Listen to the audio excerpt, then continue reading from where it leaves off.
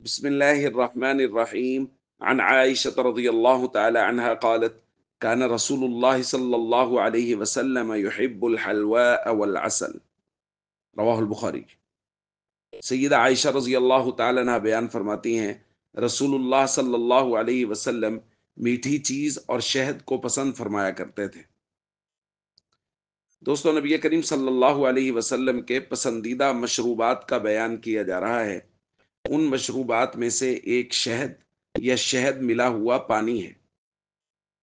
سیدہ عائشہ رضی اللہ تعالی عنہا ہی بیان فرماتی ہیں، کان احب الشراب الى رسول اللہ صلی اللہ علیہ وسلم الحلو البارد۔ نبی کریم صلی اللہ علیہ وسلم کو میٹھا اور ٹھنڈا مشروب پسند تھا۔ تو ظاہر ہے پانی، اس کو میٹھا کرنے کے لیے بسا اوقات شہد کا استعمال کر لیا جاتا کہ وہ پانی ٹھنڈا بھی اور اس کے ساتھ شہد کی وجہ سے میٹھا بھی ہو جاتا تھا۔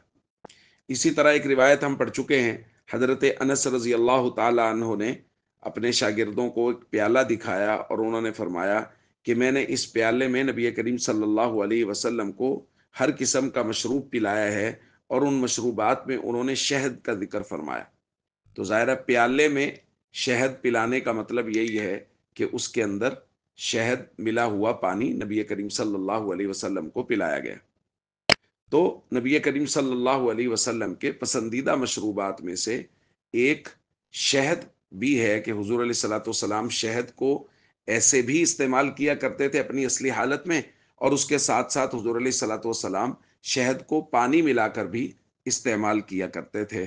تو ہم سب کو بھی چاہیے کہ نبی کریم صلی اللہ علیہ وسلم کے جو پسندیدہ مشروبات ہیں ان کو بھی اپنی زندگی میں لائیں اور استعمال کریں۔ السلام علیکم ورحمۃ اللہ وبرکاتہ۔